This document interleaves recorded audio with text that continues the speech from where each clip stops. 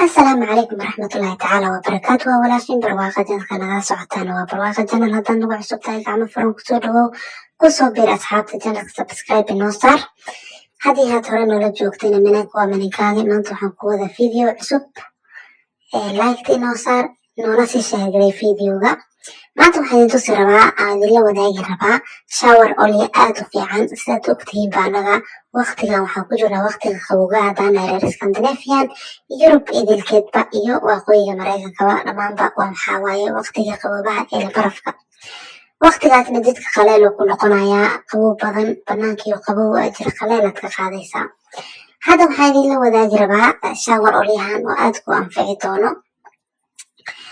jirka. weliba kan aan aniga hadda waqti xaadirkan aan haysto ama aan isticmaalay waxaa waaye very dry and sensitive skin. yani jidka haddaa already aad jir qaleel haysatay oo haddana qabobaha lasii gaaray, jirka aad kuusii qalalaya. marka midkan jirka smooth uu kaaga dhigayaa, very good cleansing waa, yani nadiif uu kaaga dhigaya xariir. sidii saabuunta dadka markay qalafay ay ku qabaystaan ay qaleelka kugu reebaysayna wax qaleel haba yaraatay kuguma reebaayo. oo jirkaada soo saliid oo olyelo oo aadan qaleel noqonaynin ayaad kasoo baxaysaa musqusha. haddaad already yani body creamka lasii marsato way kasii fiicanta. haddaadan waqti u haynin ama aadan ka gaaraynin wax dhibaato ah marnaba kalama kulmaysid. midkan wuxuu aad uga fiican yahay qof kasta, familka dhanaa isticmaali karo, wixii ilmaha 3 sano ka weyn.